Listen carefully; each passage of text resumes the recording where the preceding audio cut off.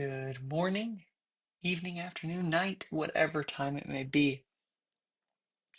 We are back at it Monday, November the 3rd, week 8, day 1. Um, we start off the day with, I actually did a little rehearsal for my scene study class. We had practiced earlier last week, but we got together at 9 in the morning just to make sure that we were still on top of it because. Um, we had this short scrap scene. I have it right here, actually. Maybe. Just a scrap scene version of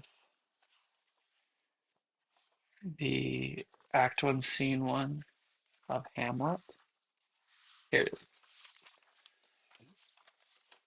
and so it was really simplified and pared down just to help us work it. With quick to memorize because people have like one or two lines. Um, the whole thing is right here. So that's the whole thing. One, two, three, four, five, six, 7 lines, right? So I played Barnardo and I said, "Who's there?" And Francisco said, "Stand and unfold yourself." They greet each other. Francisco, "Stand, ho, who is? Who is there?" Francisco, "I give you good night." Tush, tush will not appear. Tush, tush. Horatio. Marcellus, "Look where it comes again." Horatio, "By heaven, I charge thee, speak." And that's it. So we worked on that to really clarify each moment and work it. And yeah, I was a little worried that maybe we were being overly indulgent in the time we were taking on everything. It's like, well, that's all a bunch of moments. So we'll see if um well, I'll tell you because we'll get there. But yeah, I felt like, are we taking too much time? I feel like this should be a fairly quick scene. But yeah, I'll get to it in a second. So then after that, we had our warm up, and John Wood did some push ups, trying to do a bunch of push ups every day. 75 is my current daily goal. I want to get up to like consistently doing 100, and like sets of 50 would be preferable, but we're not there yet. I was doing sets of 25, and then I kept not doing them. Yeah, sets of 25 reps. Yeah. And then, so I'm trying to do 20 now. And then I just have to do 320 and 115. Anyway, then we had voice, practical voice with Jessica Hammett. Um, we started out with this little warm-up game where we all got in a circle. We talked about our day a little bit and like our weekend. Um, One of the students brought up a play that was like life-changing for her. It's called Every Brilliant Thing, and it's a one-person show. And they kind of go through their life. And I don't know much about it, but it closes this week, and I might go and see it, but it's on the pricier end. It's like 115 pounds for the cheapest ticket, which is like 150 bucks. So I don't know. That's on the pricier end for sure. But we'll see, we'll see, we'll see. Then we did this clapping game where you just made a rhythm and then everyone repeated it. You just jumped in, right? And it's just about listening and negotiating when you're going to go and all of that. Then we got our mats out.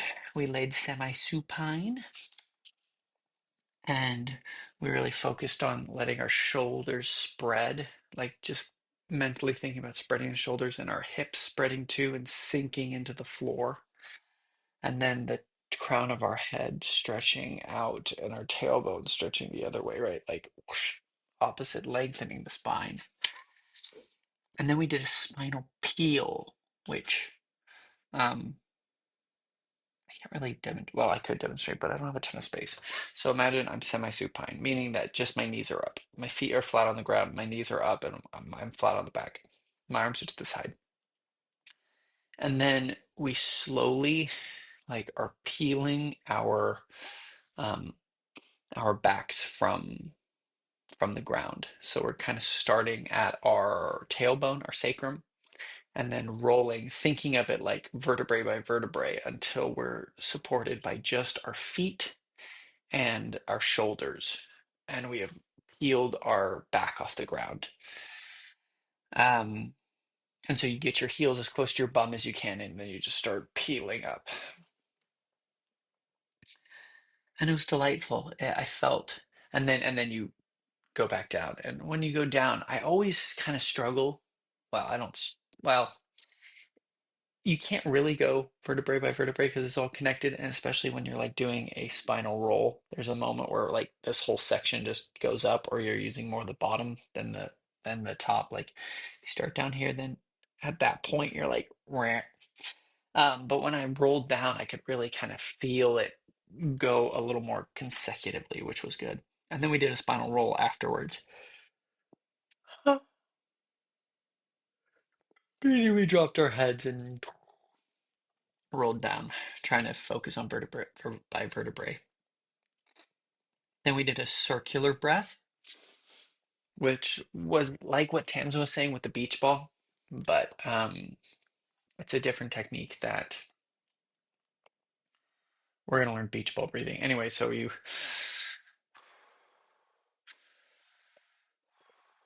right, you're breathing into this beach ball, and then in when it goes up,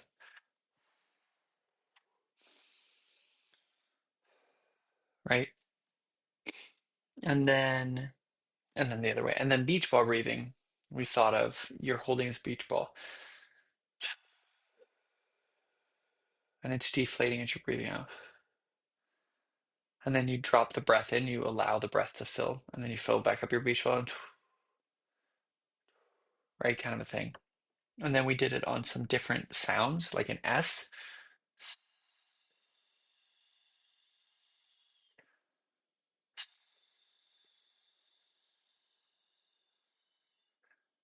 right? And then on a Z, Z, Z. And whenever you feel any force or resistance at all, you drop the breath in. And then we also did it on an on different pitches, like mm.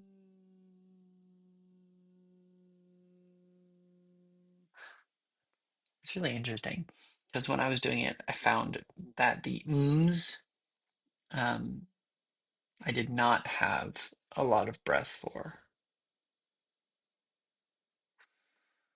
which was odd. So, which was the opposite than a lot of people. Anyway, we did all these things. I think we walked around too, typical. And then we got some new text. And these were two texts. I'll just read them to you.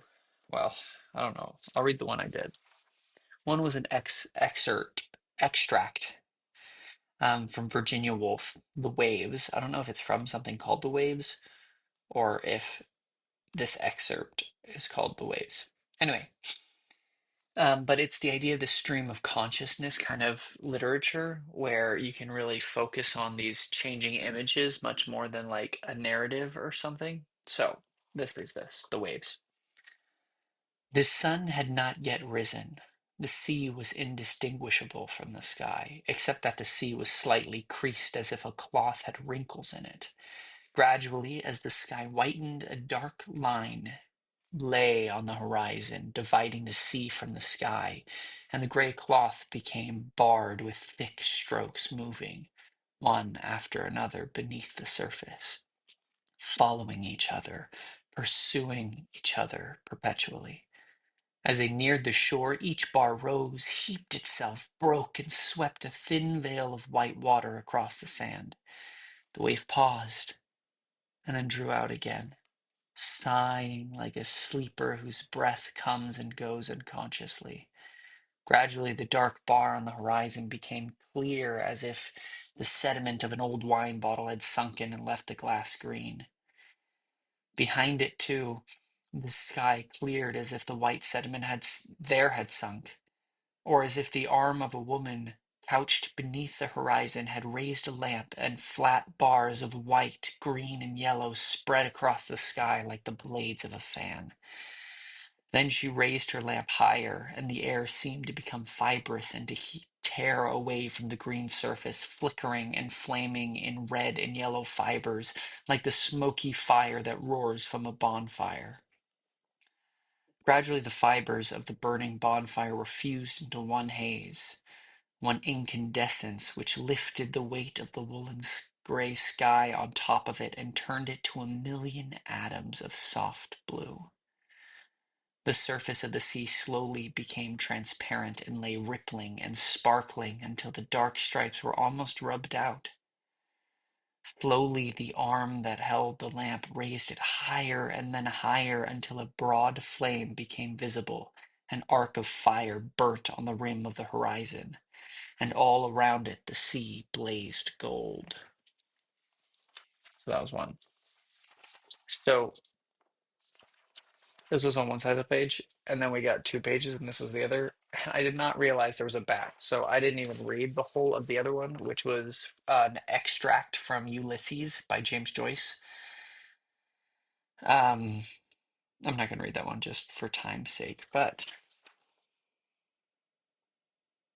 it's hard to do. Oh, there's the text.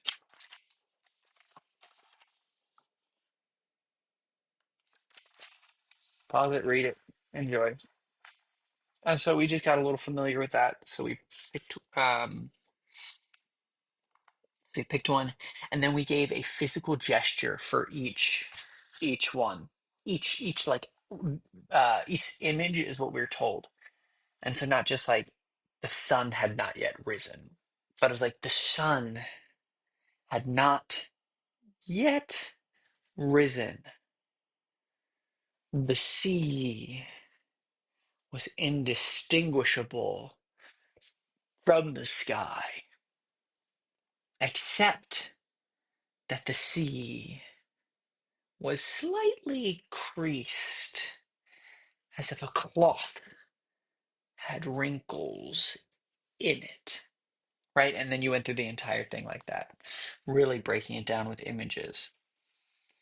Um, and then you discuss that process with somebody.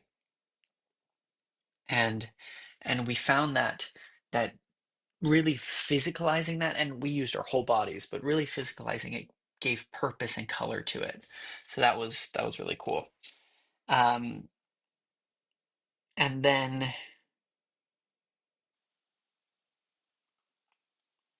we discussed it as a whole group and our experience.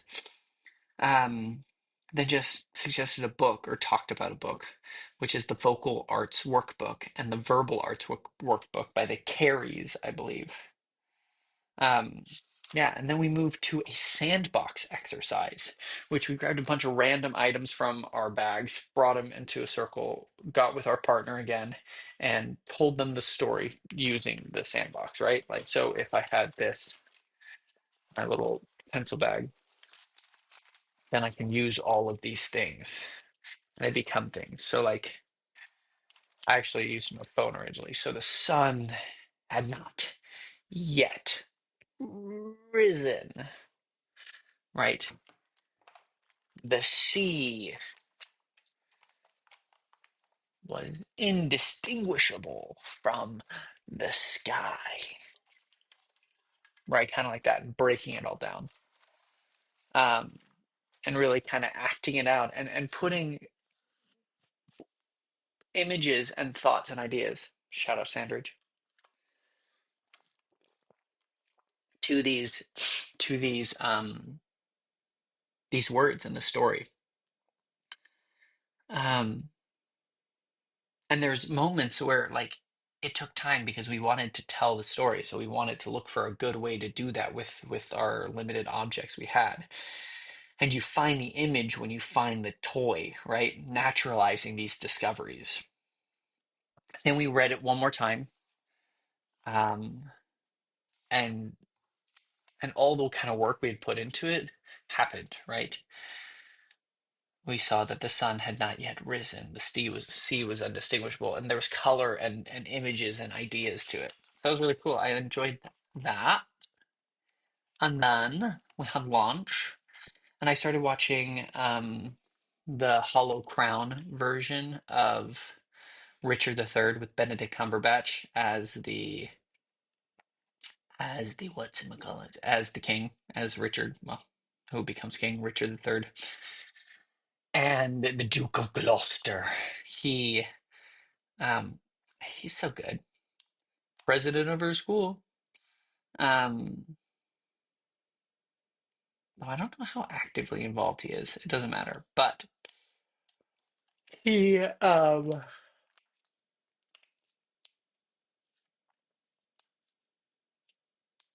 he did something.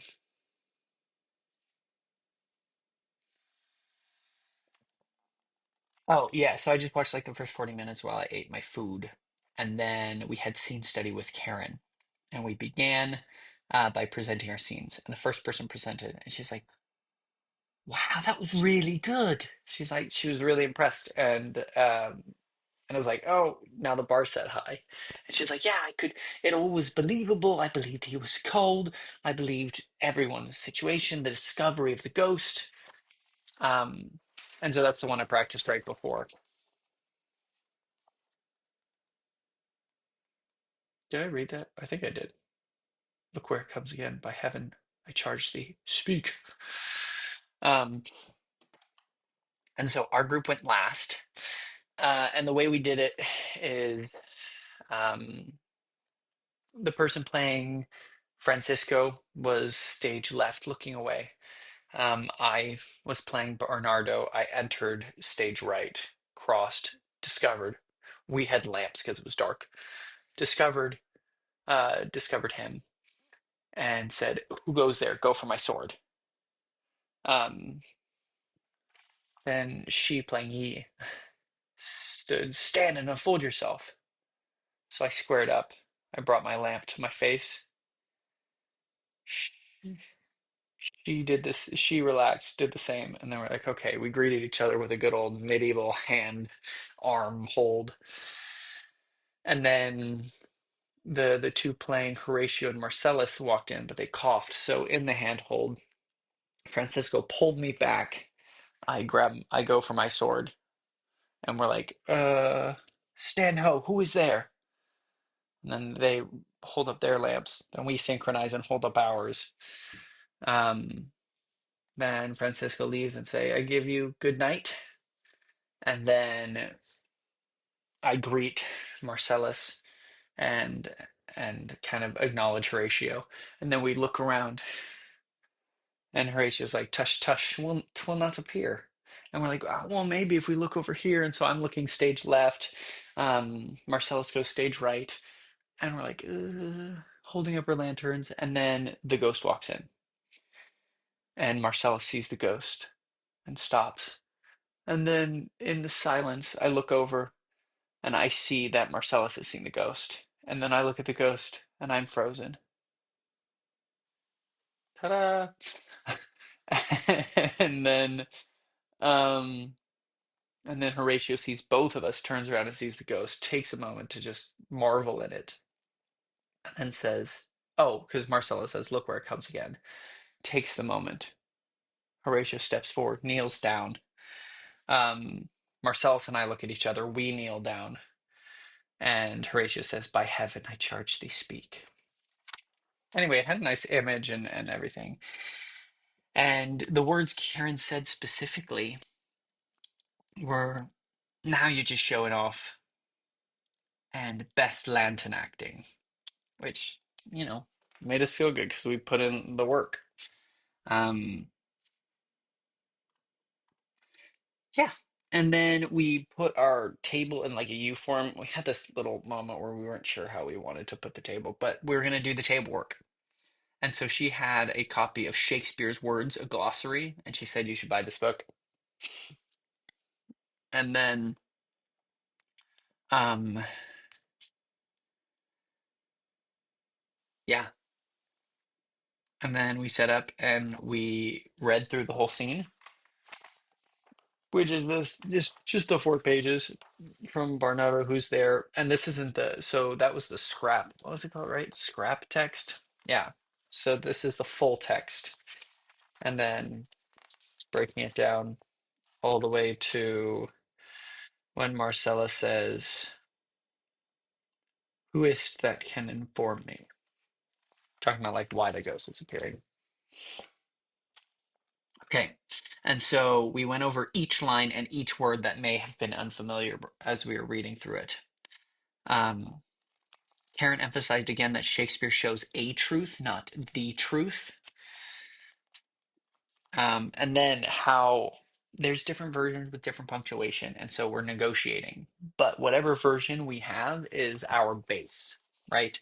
And so if there is a comma or a period or whatever it may be, that's where we're starting, right? So the second line, Francisco's line, nay, comma, answer me, period, stand and unfold yourself, period, right? All those punctuations mean something. So don't add commas where there aren't any, like add that pause, add that break. Um, they also said um, a slur in this one for a Polish person that is now um, I don't know if it was derogatory in Shakespeare's time, but it is now. So we'll just say Pole in this video. Um, so you must understand the text first, and then you can work on it with character. You can't work. Oh, I didn't finish writing that character if you don't understand. Okay, generally, when asking a question, you want to wait for the answer. And so then we started going through it and adding some character and understanding. And so I was reading for Francisco, and another student was reading for Bernardo, and we both got stuck on our first line. So the first two lines.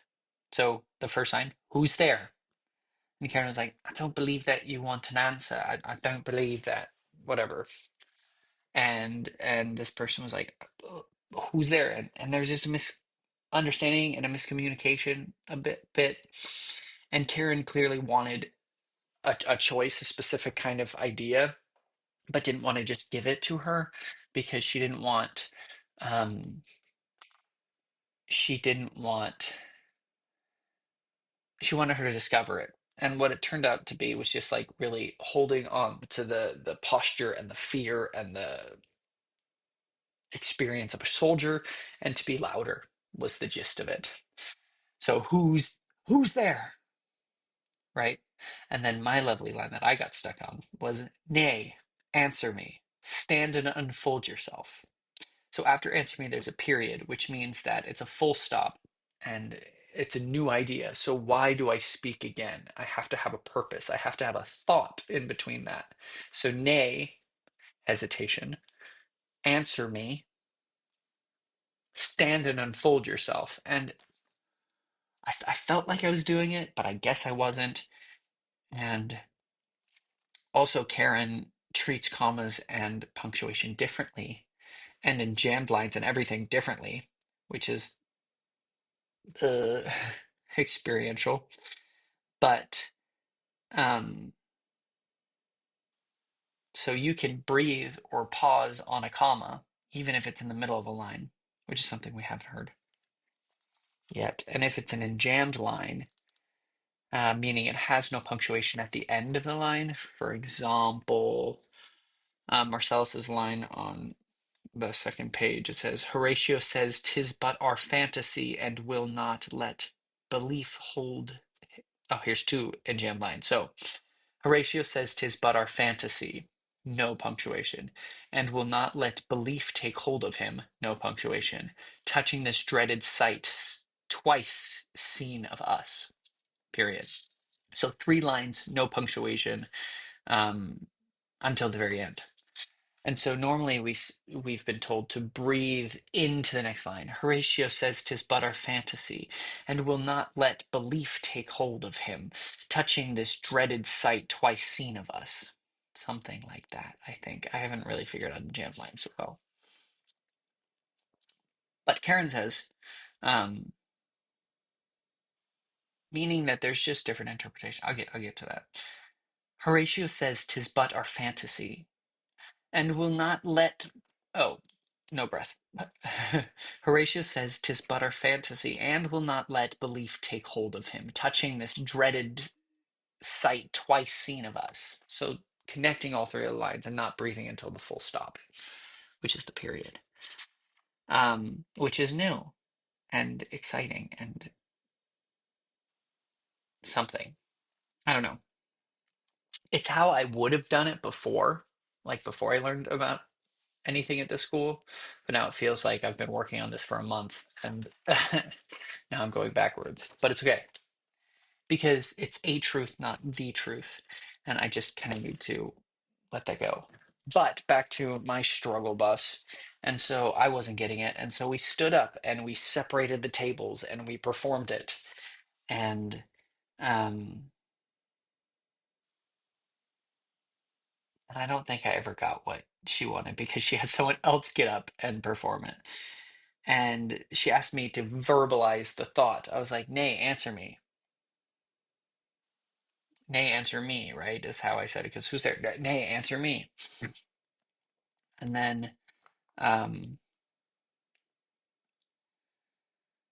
um, like, show yourself, or I want to see you, or I'm afraid. I didn't have a thought. I was like, I'm answering because they're not answering. Nay, answer me.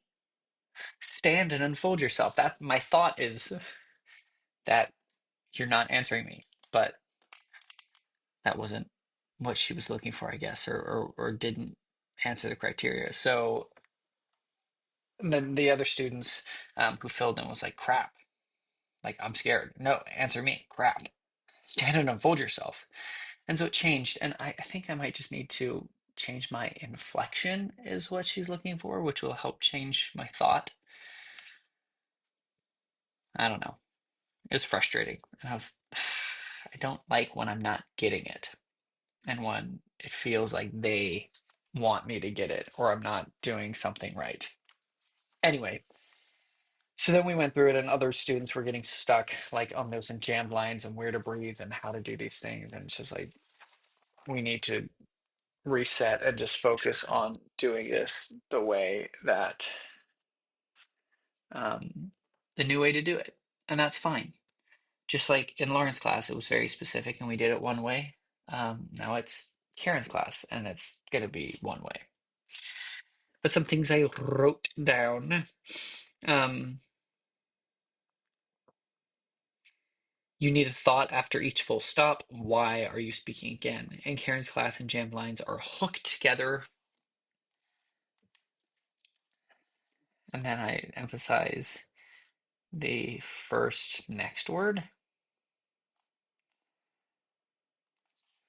The audience needs to hear the actor take a breath, which was interesting.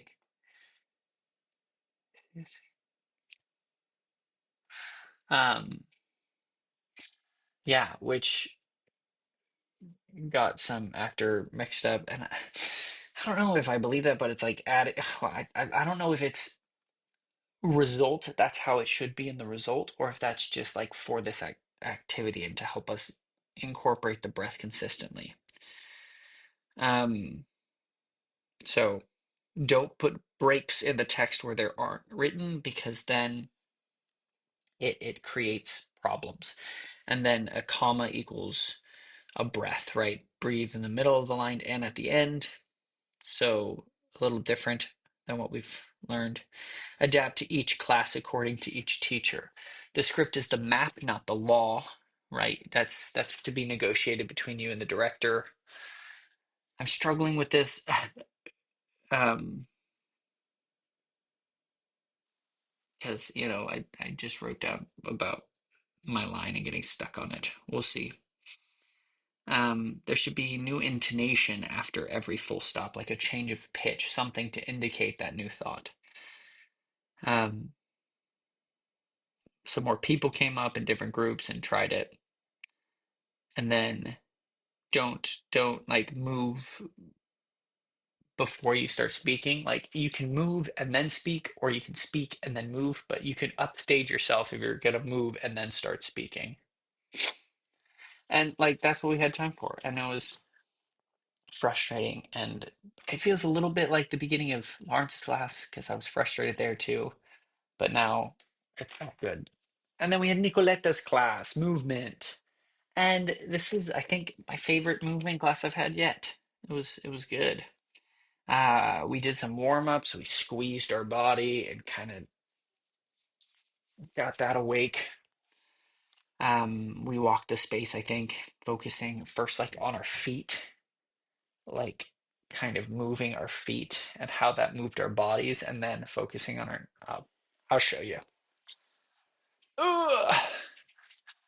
Like moving our feet first, and like how does that like move your body and kind of just letting your movie ball, and then the knees, really kind of letting the knees lead it, and how does that go into the feet, and then the hips, right? And you have a side body and a back body and all those bodies, and then from your solar plexus, which is like right under your ribs, right? How does that move it? And then your chest, and then your shoulders, and then your head, and how does that all move your body? So we did that.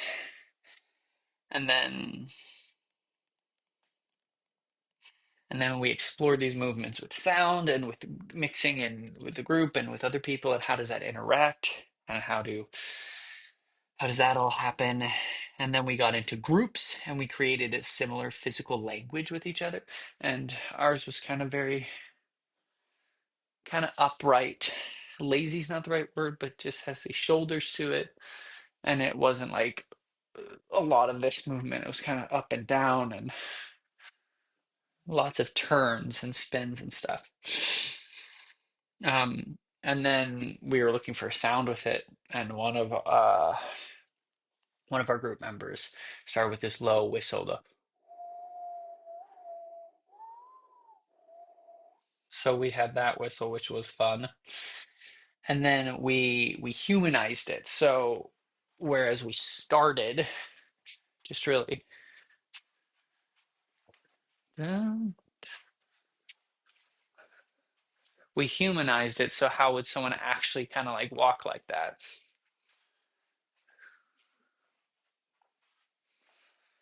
But and then we humanized the sound too.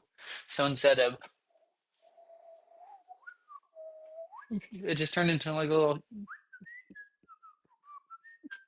just a little whistle. And then we were interacting and going in places with the other people, but not losing our language that we established. And then a story kind of began to arise.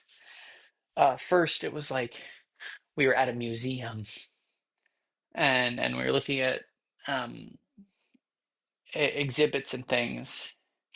And then Nicoletta added the fact that we were the whistle group, my group, were antagonizing them in a way, or I don't know the exact verb, but it was something like we were like keeping the peace. So then we started like being like gangsters, or like this group, and we were like communicating with our whistles, and like we started grouping all the other people together, and then they revolted against us, and that ended our story. So that was fun.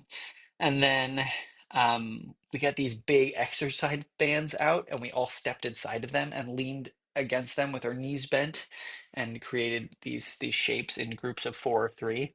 And then we would switch and like move and negotiate using this space. And then um, And then instead of just staying within our circle, we would move our whole group with this band. And we were like switching spots and moving in it. It was really fun. I enjoyed it. And then we took the principles outside of the bands. I think we switched groups at one point too. Yeah, we switched groups. Um,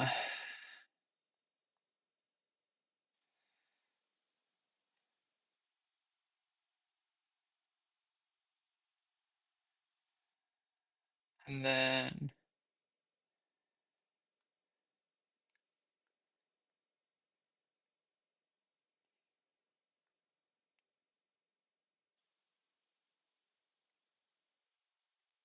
I just thinking who my group was. And then we were moving around and we switched groups.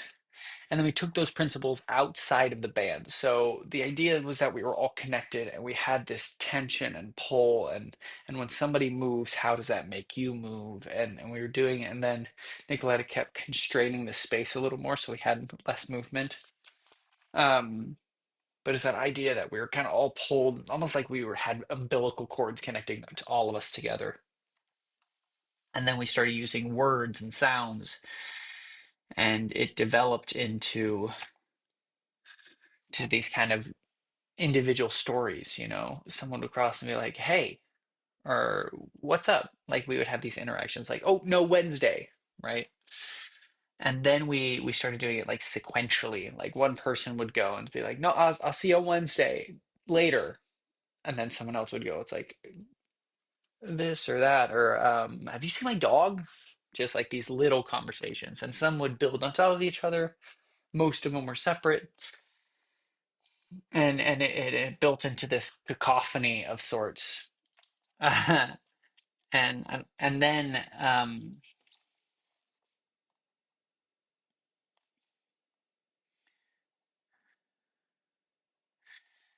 And then Nicoletta had told me to like add back like the whistle gang, and so I started like moving and like acting with the whistlers. And I was like trying to be intimidating or whatever, and then I was trying to get my other whistlers back in, and I was like, come on. And so then we try and close on them again. And then it ended with one of the students approaching me and resolving it and being like, "Hey, it's okay, man." And he gave me a hug. I was like, solving problems. And then we got into new groups and we used body weight and support to move each other around. So we all got in a circle and one was in the middle, and then they would kind of like lean on people's weight and then be taken and then lean on someone else's weight and see how that moved them. And it was so fun to just be like free and flowy. And so each person got to go once. And then we tried again with the person moving around the space and the group following them. And then once they started following, you would create a base and you would support them and then you would move them. And it wasn't just completely like this person was still active and moving with them. And then we tried developing it like when this person moves, how can someone like lift their leg and help transfer the weight over more? And it was so fun. I love just like floating.